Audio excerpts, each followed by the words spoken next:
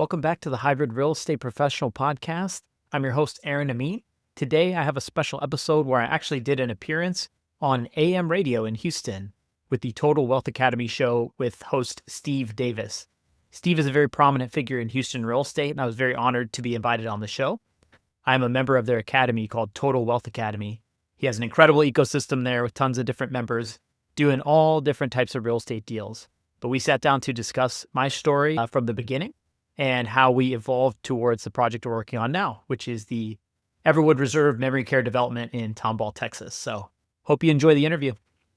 Hello and welcome to the Total Wealth Academy radio show. I am your host, Steve Davis, where as always, we're here together working hard to improve our financial IQ, our financial literacy, because high school and college don't teach us anything about building wealth. They teach us how to get a job, and that's about it. And you cannot confuse a job with wealth.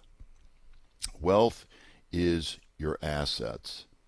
And the sad truth in the United States is people aren't aware of that. They're trying to scrimp and save their way to retirement. And the end result is 95% of Americans fail to retire by age 65. So it's a business model that doesn't work. What we do at Total Wealth Academy is we are buying income-producing assets, real assets, everything from single-family homes to big apartment complexes, self-storage complexes, senior living complexes, strip shopping centers, anything that produces cash flow and builds wealth, we're investing in it, and you can too. I want to start by announcing our deal night, which is the 29th. That's a Tuesday evening right here at our offices. If you're not familiar with deal night, this is a night that we actually open up. It's primarily for the members of Total Wealth Academy. And what we'll have is 15 to 20 single-family properties that our members can buy right at that event that produce cash flow or their flips. So you'll see rentals and flips. But we open this up to non-members as a free event for you to expose yourself to what's going on at Total Wealth Academy. The main reason is a lot of people have the fear that finding deals is difficult. And they're worried that there aren't enough deals. They're worried that they're not good enough to be able to go out and locate them themselves. Well, at Total Wealth Academy, we actually find the deals for our members, whether it's single family or big apartments, self-storage, and so on. They don't have to look for deals. We find them for them. And you can check this out on the 29th for free, even if you're a non-member. Members, go into the members area and you can register there. Non-members, go to totalwealthacademy.com/deal night and you can register there. There's also a short video at the top that explains what we're doing. We're going to have a hard money lender there who has already looked over the deals and is willing to finance them. We'll also have a wholesaler at the event, so you'll see deals from Total Wealth Academy and from the Seago Group, one of our good friends and partners. You'll see between 15 and 20 vetted deals that are profitable for both rental and flip. If you'd like to attend that event on the 29th, go to totalwealthacademy.com and you can reserve a seat there. Okay, today I'm going to bring on a guest and we're going to talk about why he got into real estate investing and what he's working on now, which is a really growing segment of the real estate industry. We're seeing high cash flow. I'm just going to say it. He's got cash flow as high as 18 to 20% cash on cash rate of return. Now, as in a normal passive deal, the cash on cash rate of return is generally between 6 and 12%. So he's beating that dramatically with these style deals. So let me introduce you to Aaron. Aaron, do me a favor first before we start. Let's talk about why you got into real estate to begin with. It's an interesting story. You had some challenges, you overcame them, and now you're syndicating what you call a small deal, but a lot of people would consider this a pretty big deal, especially for your first syndication. So tell us a little bit about it, or how you got started. Absolutely. Thank you for having me, Steve. It's an honor to be here. Yes, my name's Aaron Amin. I live in Houston here with my wife and my 3 young kids. But before we had our children, we were just in our mid-20s living in Las Vegas, working W-2 jobs and working very hard. And I worked in the concerts industry for about 10 years. So concerts plus Las Vegas plus mid-20s. You do the math and picture what our lifestyle was like, and we're probably not far off. But we were having lots of fun, and by outward appearances, my job was very cool. I worked in some of the biggest concerts and got to work with the biggest names in entertainment. I was always backstage. I was always having a good time. But beneath that, I was a pretty broken person. I was working Monday through Friday in the office, normal office hours. Then I'd be out at shows 3 or 4 nights a week. When I wasn't at our shows, I would be at competitor shows trying to scout and give intel to my boss. And so that's a big recipe for burnout. And that's exactly what happened. So I turned to my vices, and I started building up a lot of resentment towards my employer and what I felt was the ceiling pressing down on my head of how much I could earn. Despite how much effort I was putting in, it felt like there was a cap. And I burned myself out. I ended up in inpatient rehab for alcohol abuse in May of 2019. And that was the moment that I essentially had to make a decision how I wanted my life to go. Did I want to keep doing what I was doing, or did I want to find a different way to grow as a person and, of course, also meet the financial goals that I had? So I was newly married. My wife and I knew we wanted to have kids, but we recognized that what we were doing wasn't working. It wasn't going to get us there. So rather than burn the boats, quit my job, and just go all in on something, I'm a firm believer that a W-2 job is an asset in and of itself. It produces income, it gives you skills, it gives you connections, and these are things that you can leverage to build your own thing. So that's exactly what we did. In 2019, within about 2 months coming out of rehab, go figure, I had a bunch of renewed energy and vigor towards life once I shook my bad habit, and that's when we turned to real estate. So we bought our first rental property in July of 2019. It was a very risk-averse situation. We put 30% down. It was a house that had been newly built from the ground up. The only thing we knew at that point was that the rent needed to be higher than the mortgage. We didn't know about deal analysis. We didn't read books. We didn't have a baseline of knowledge. My parents invested in real estate, so that was the only perspective we had. But we had enough motivation, enough desire to make a change in our lives and start building a greater future. And that's all we needed to take that first step. We learned a lot the hard way. We didn't have the benefit of a place like Total Wealth Academy to teach you the fundamentals and potentially some of the early pitfalls you can avoid. But I am, in hindsight, very glad that we took that first step, because if you don't start the snowball rolling down the hill, it can never pick up steam. So that you can't ever get to the 5th or 10th deal without the first one. So that's how we got started. I'm happy to unpack any of that for you. Yeah, and the first one is the scariest, even when you've got a mentor. Getting over that first deal, it's like I had a lady, she joined up, didn't do a deal for 2 years. She did a deal, and she did 5 the next year. So the first one is scary. Again, even with a mentor, you just got to move forward. But like you said, it's definitely a lot easier with a mentor to get you past all the mistakes that everybody makes at the beginning. So you got the one house. Then what was the next step? Things escalated very quickly from there. So originally it was there's a lot of symbolism in that first property. Like I said, I had gone through a lot of personal turmoil and reinvention in the months leading up to that. And so just buying the first property in the first place, it was a symbol of this new chapter that we were starting. What I wasn't prepared for or aware of was that 4 months later, the agent that sold us that house was going to call us and offer us a package of 2 homes. All right, hold on. We got to go to break. We'll talk about those 2 homes when we come back from the break here on the Total Wealth Academy radio show. Thanks for listening.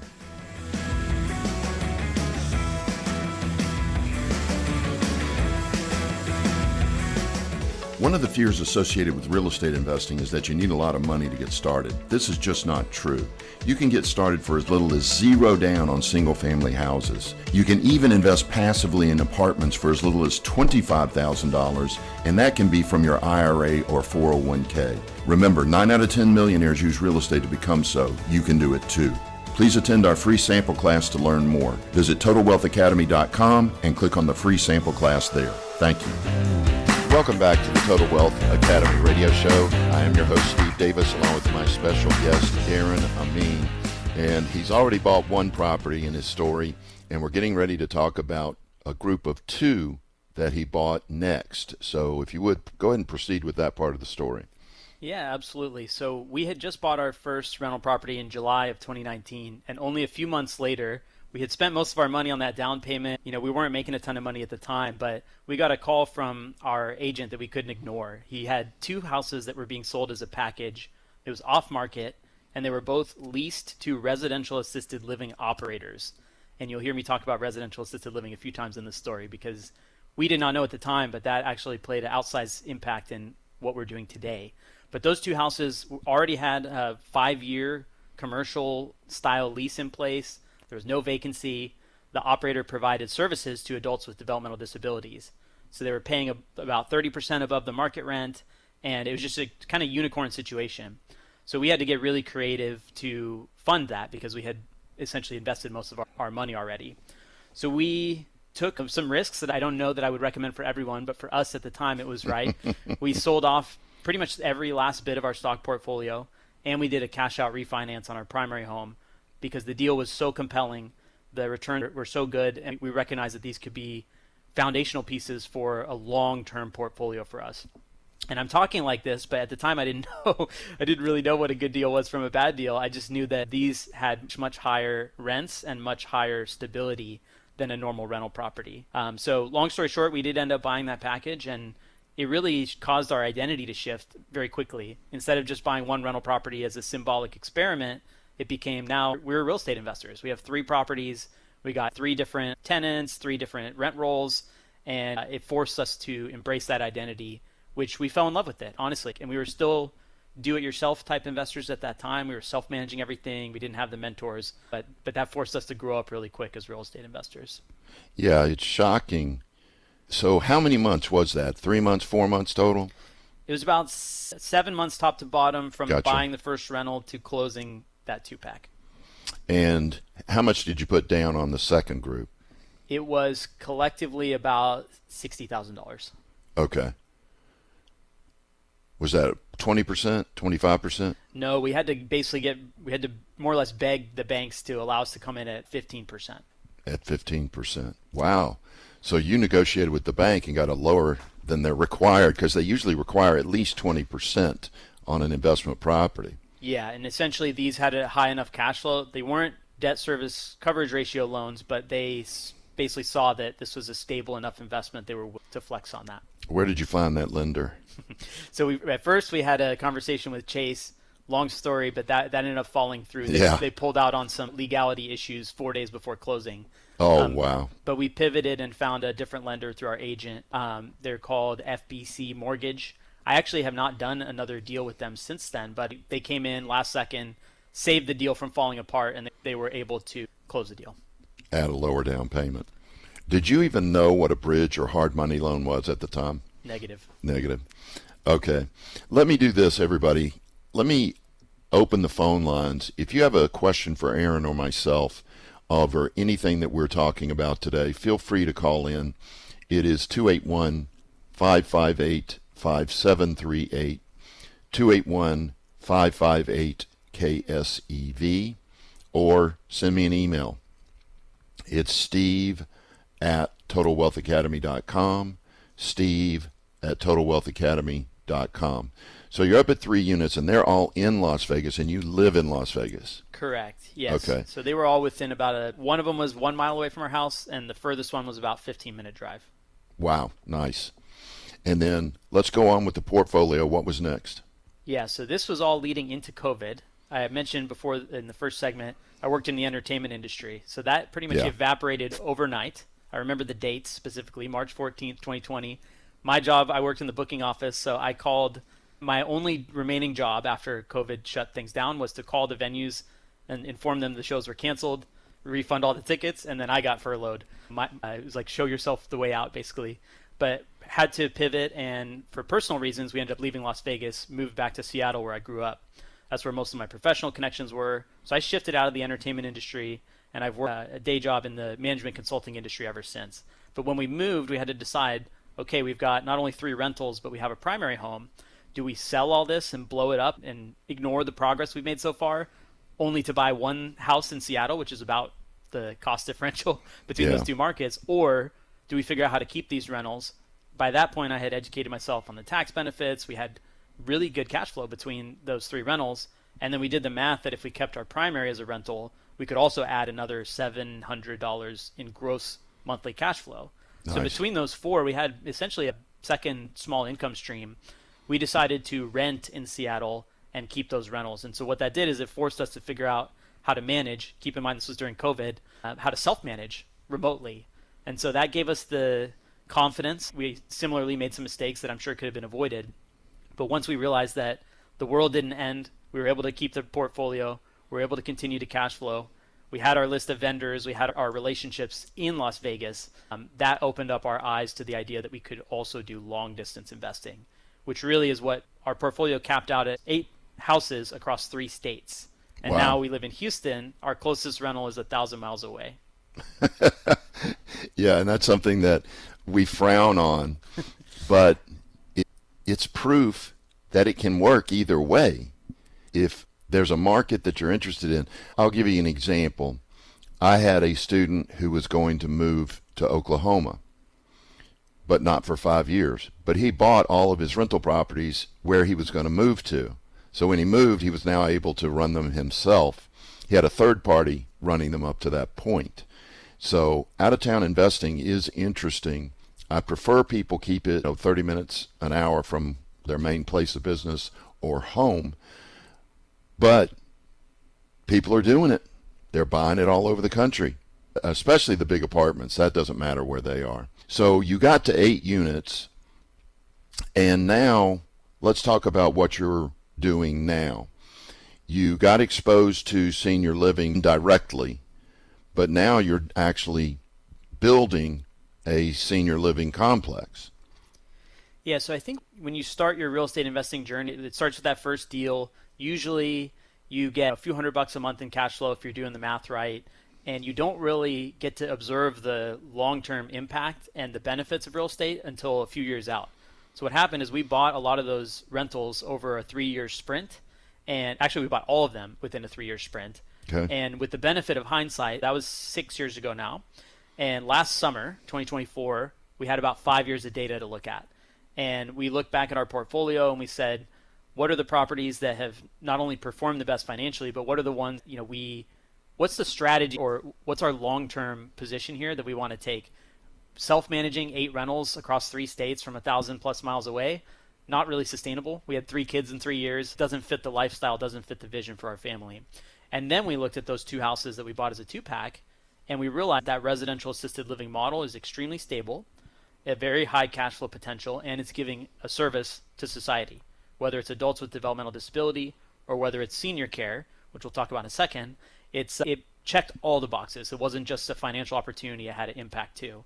So my wife and I have an interesting backstory where her father had early onset dementia, diagnosed when she was 19, passed away when she was 26. He was in a big box nursing home that was really poor quality of care, like all the staff were overworked, underpaid, and just an unhappy environment. And it was really traumatic for her watching her dad live in that environment.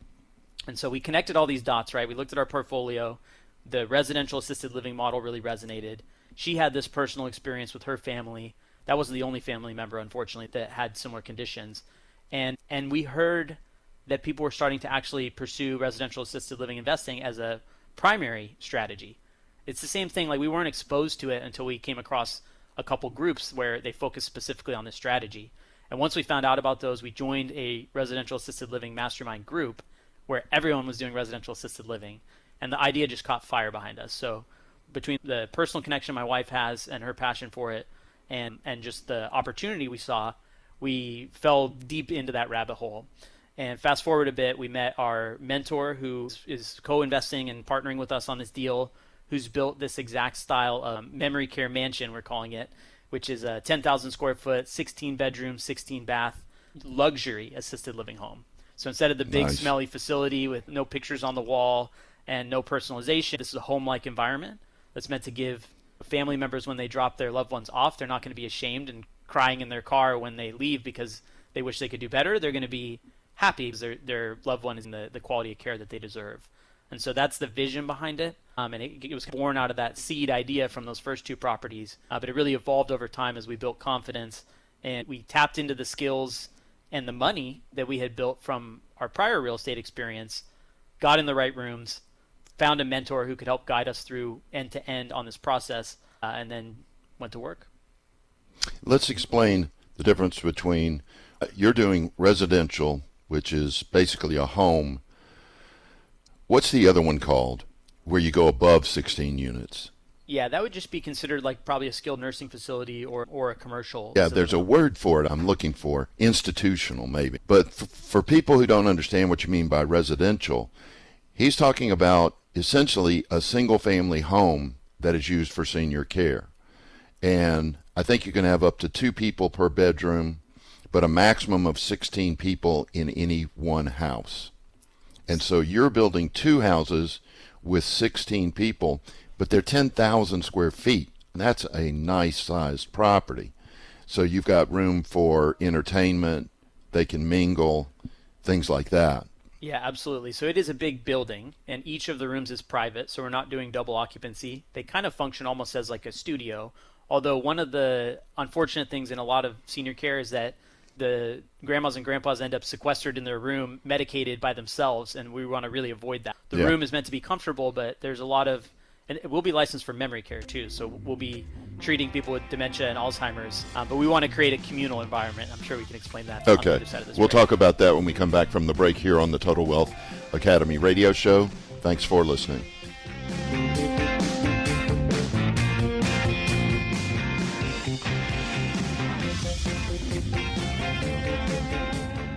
To achieve financial success, you must have the right map. 95% of Americans fail to retire successfully by age 65, and it is because they have the wrong map.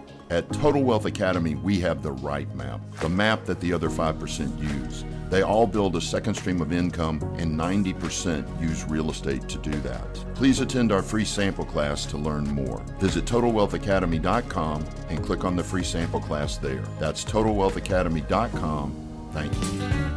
Welcome back to the Total Wealth Academy radio show. I'm your host, Steve Davis, along with my special guest, Aaron Amin, who is not just making a profit, he's making a difference with his real estate and something that's dear to he and his wife's heart. And so go on and talk about the community you're trying to create inside these properties. Yeah, so we were talking about, 10,000 square feet is quite a lot of space for 16 people. And so each bedroom will be a private bedroom, but we're also going to have a nice big open layout in the middle for not only dining, but also recreation. There's 2 nice big visiting areas that'll each one styled. One's a library.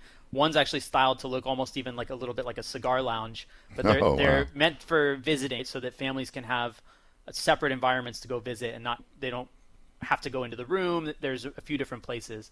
There will be a salon room, which can also double for medical consultations. And then there will be a front visiting area and a nice big kitchen. We'll have a private chef.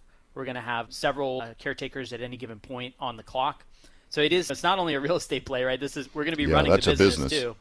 And we'll have, I know you and I were talking about this offline, but we'll have at least 15 people on our payroll, and with a good portion of them 24/7.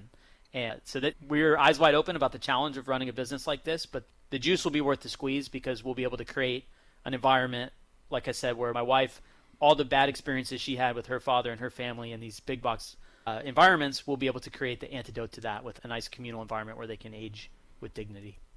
Yeah, and it is a tough experience.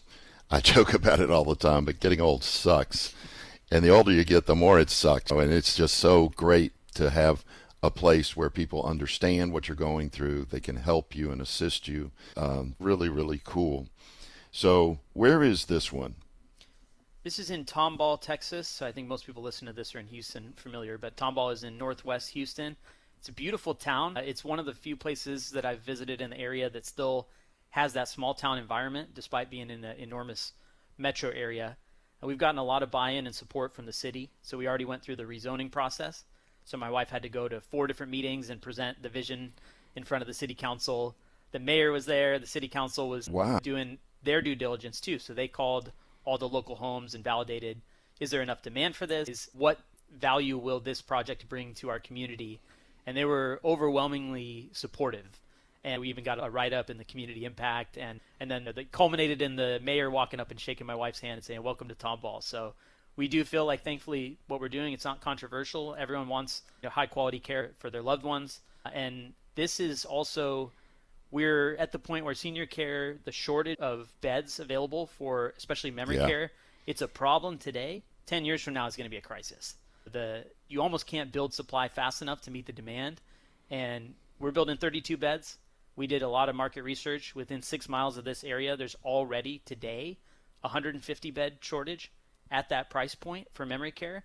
And so that'll only get worse. We're only building 32, and there are no other comparable projects in the development pipeline. So we're building into a strong demand. We're trying to be part of the solution to an enormous problem that will soon become a crisis. And we're doing it in a city and an area that we're proud to be able to open our flagship property. Yeah, that's very cool. But you've got a blueprint or a footprint to put 2 more buildings on that same lot, right?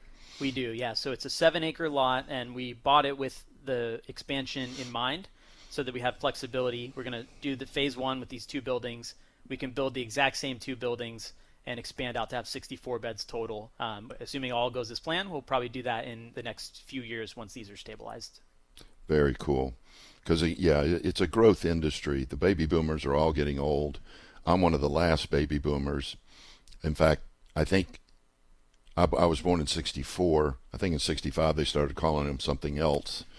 But the baby boomers are all 60 plus now. A lot of them are in their 70s, 80s. There is such a huge need for this. I think it's going to be spectacular. What is your goal for the future? In other words, you get these 4 buildings built. Are you considering maybe a 240 institutional size bed? What are you thinking? Honestly, we love the residential model for all the reasons I mentioned, where providing the home-like environment, the community, you lose some of the intimacy in the larger facilities. With that said, we recognize that, like I mentioned, there's an enormous shortage. It's a problem turning into a crisis. You need those bigger facilities in order to meet the demand.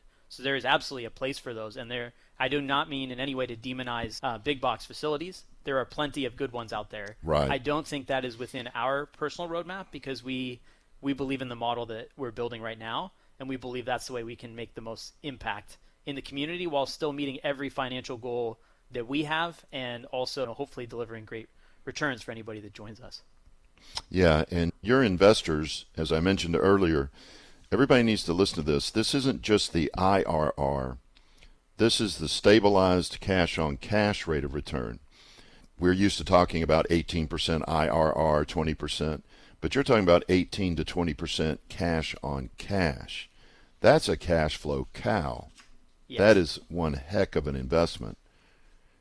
And you got to give way to the fact that there's no cash flow the first 2 years because you're building it the first year, you're stabilizing it the second year, and of course that could go faster, especially if the city's got your back and they're sending you people or helping you advertise, get the word out. It may go quicker than that. In your experience, how long is it going to take to build? How long to stabilize? Yeah, so the way our GC is basically giving us a 10-month estimate on the timeline. So any good forecaster, you pad stuff on top of that, right? Sure. So we put a minimum of 2 additional months. So we're estimating about 12 months in our underwriting. And then we also budgeted another full year for lease up. Now you can start building a wait list and generating interest. We can do that now before we even break ground. And so we're already starting to build those relationships and try and spread the word that this is coming to the community. So that lease up period, there's definitely an opportunity to go much faster than 12 months. But we're trying to be conservative and realistic and make sure that we account for the possibility that it might take longer. But to your point, we might be able to beat that 2-year timeline to get up and stabilized. But we're budgeting a full 12 months for construction and a full 12 months for the lease up period. But then, as you said, once it's stabilized, the cash on cash return, the average is over 18% during that stabilization period. And that is because people are basically getting the benefit of the operations company and the real estate, right? So you get the value of the real estate, that 7 acres of land, the 2 luxury assisted living mansions, plus the value of the business, which is memory care. It's not cheap, but it's also, we're going to have a very cash flow heavy business. Around monthly revenue between the 2 buildings will be over $250,000 just on the base revenue. Wow. And there are a couple other ancillary services that would be available as well. The biggest expense, though, we talk about revenue, there's plenty of expenses. You got a payroll. Sure. Like I mentioned, we'll have 15 people. We'll have round-the-clock caretakers, salaried managers, chef. It's not like that 250 goes straight to the bottom line. There's a whole business to run. But even after all is said and done, there's still plenty left over to create that 18+%. Well, if you stick with the residential model, have you come up, this is an interesting conversation because you're motivated by providing the service, but you're also going to be making money. No margin, no mission. Do you have a specific goal for cash flow for your family? Or, in other words, usually when I do an interview like this, somebody's going, man, I'm shooting for $40,000 a month. I'm shooting for $50,000 a month in passive income or semi-passive income. What are your goals? I think life evolves in different ways than we expect, and I learned that the hard way where we had 3 kids in 25 months, including twins, and if anyone out there is doing the math, how that's possible. But that flipped our financial world upside down. So any goals that I set before that were completely changed and upended, and that's actually a large part of why the single-family slow and steady that we were doing before, when we were dual income, no kids, no longer worked. So I'm reluctant to put a dollar on our financial goals. You know, this is Total Wealth Academy where you guys talk about holistic health, holistic wealth. And to me, that whatever the number is, it is meant to provide as much flexibility to where we don't have to be concerned about the lifestyle we want to live. We're not yacht and Rolex people, but we do want to be able to invest in meaningful experiences with our kids. I would say our number one goal is actually not financial. It is the ability to enjoy the very limited window of time where our kids are young enough to still want anything to do with us. It is a limited amount of time. And it's not 18 years like people say, right? Kids they grow up, they get their own friends, they get their own interests, and all of a sudden you're no longer their everything. Age, 12, 13, all of a sudden they got their own lives. And so we're very determined to do whatever we can, even if it means this sprint, booting up this big project, to make sure that we can take advantage of that window while it's still here, because it only happens once. And you've got a job, and you're actually happy at your job. At what point would you consider quitting that job? Yeah, so I think everything I kind of measure an opportunity cost. To your point, I don't dislike my job at all. I mentioned earlier I view a W-2 as an asset. You build skills, you build income, you build relationships. Those are incredible things and not to be discounted. But there is an opportunity cost at a certain point. If this business goes off the way we think it will, and if we choose to expand, at some point there will be a capacity question. Do I have the capacity to do both effectively and deliver to my employer the way that they deserve for paying me a salary, and also deliver to the business? So there will be a push and pull as we get further down this path. And I think the moment at which the opportunity cost of staying at my job is worse than if I went full-time business, that'll be the cutover point. Yeah, it's interesting because most people that I speak with are, one of their main goals is to get out of a job. It's nice to see somebody who actually found something that they actually enjoy, and they're not sitting chomping at the bit to get away from it. But you're young too. How old are you, by the way? 35. 35. I'm usually talking to people in their 50s and 60s, bored with what they're doing. They've done it for 20, 25 years. They want out. So it's interesting to hear somebody that's like, no, as soon as the numbers work, that's when I'll move out, and not before. There's plenty of emotion behind that, though. It's never as simple as it sounds. Yeah, for sure. All right, we got to go to break. We'll talk more after the break here on the Total Wealth Academy radio show. Thanks for listening.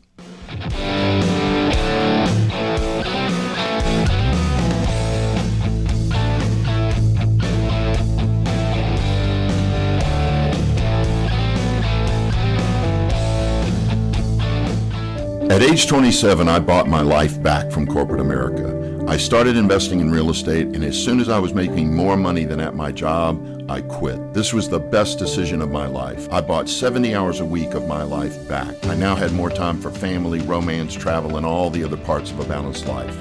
If you would like to do this too, please attend our free sample class to learn more. Visit TotalWealthAcademy.com and click on the free sample class there. That's TotalWealthAcademy.com. Thank you.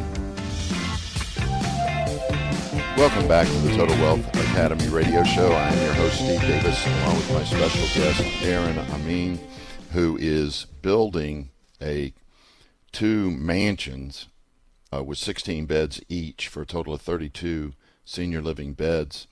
Just a phenomenal opportunity.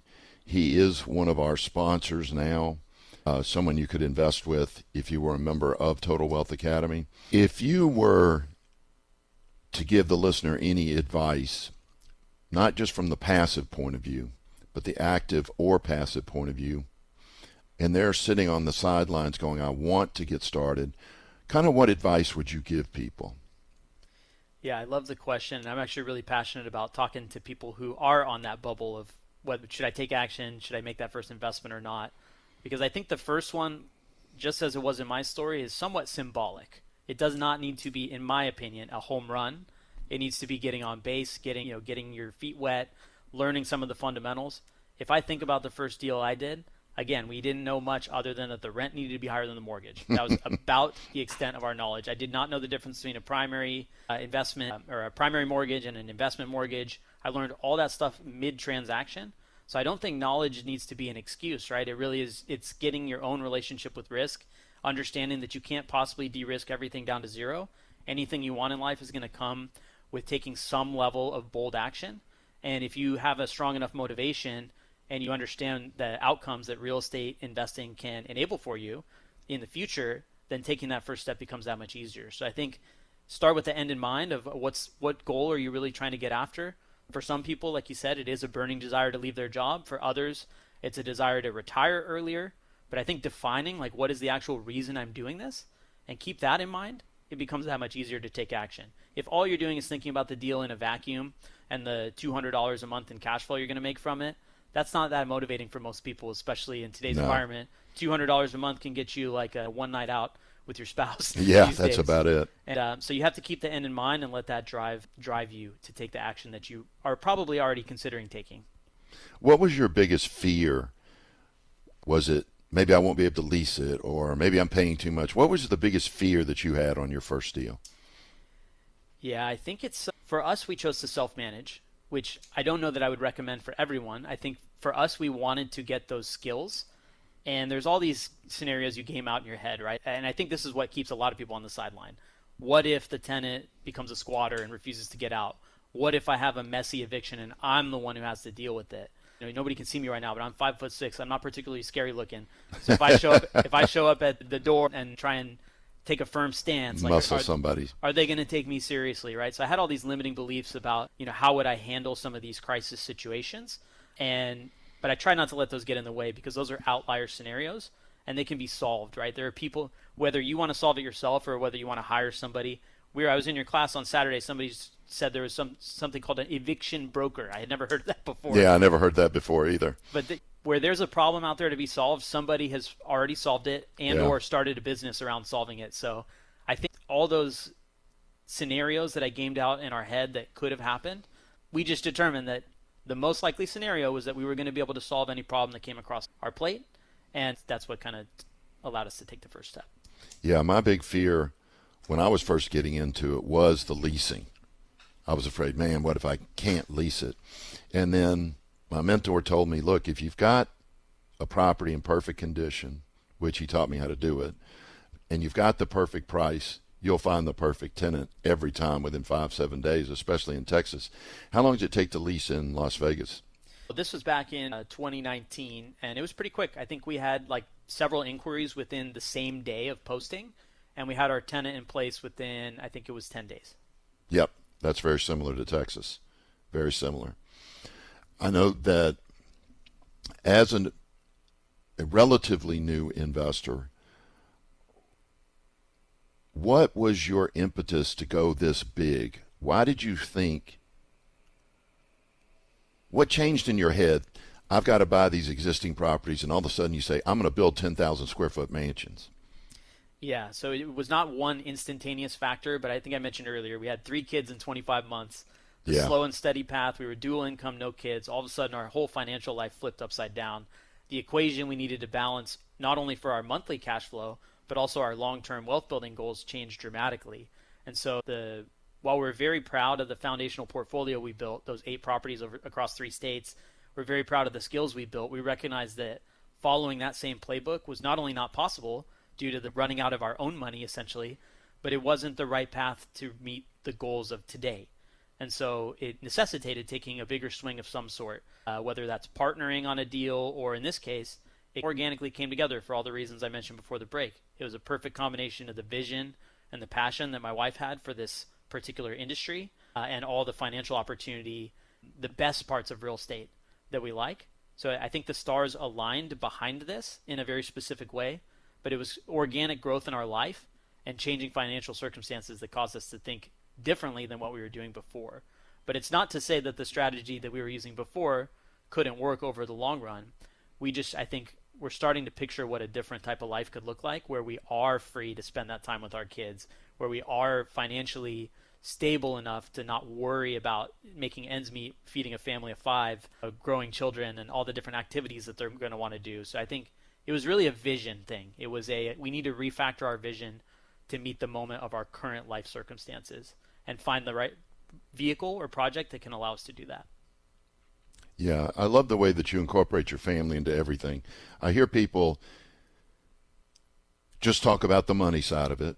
They're like, as soon as I have X amount of dollars coming in every month, I'll be set. And really, they design a lifestyle that they're working so much that it doesn't matter. They've got the $20,000 coming in, but they structured their deals in a way where they're working still 70 hours a week, and they don't have the time with their family. So you've worked around that. That's impressive. What do you think about, have you thought about selling the other properties and bringing that equity to Texas? Yeah, so I definitely have, and especially as I integrate more with Total Wealth Academy and meet more people locally on the ground here. The same fear I had when we bought our first rental, the fear of the unknown, right? When we moved here in August of 2023.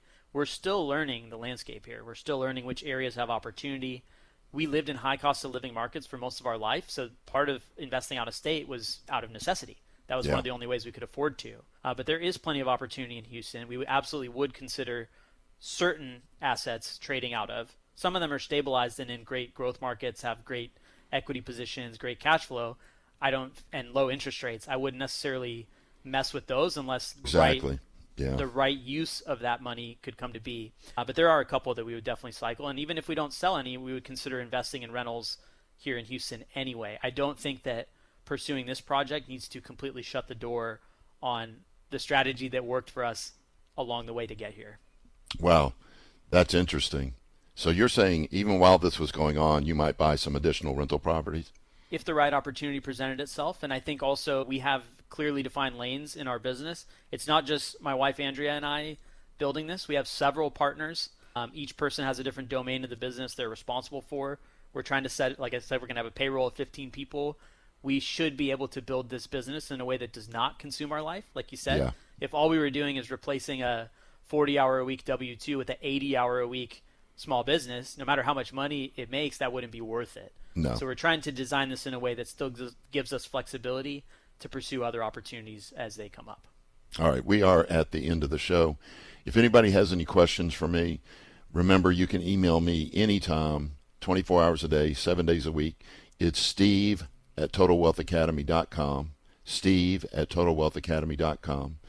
One last thing is I want to remind you about the deal night coming up on the 29th, Tuesday the 29th. If you would like to see Total Wealth Academy in action, where we're actually finding deals for the members and the members are actually buying them right in front of you. So Aaron, thank you again. Really appreciate you coming on. Very interesting stuff, and I wish you the best of luck. Thanks so much for having me. Thank you for making it to the end of today's episode. As you may know, podcasts are very difficult to grow organically. If you're getting value from today's episode, I'd deeply appreciate if you can take 30 seconds to leave my show a 5-star rating and review. This will go a long way to helping me reach more listeners just like you. Thank you so much in advance.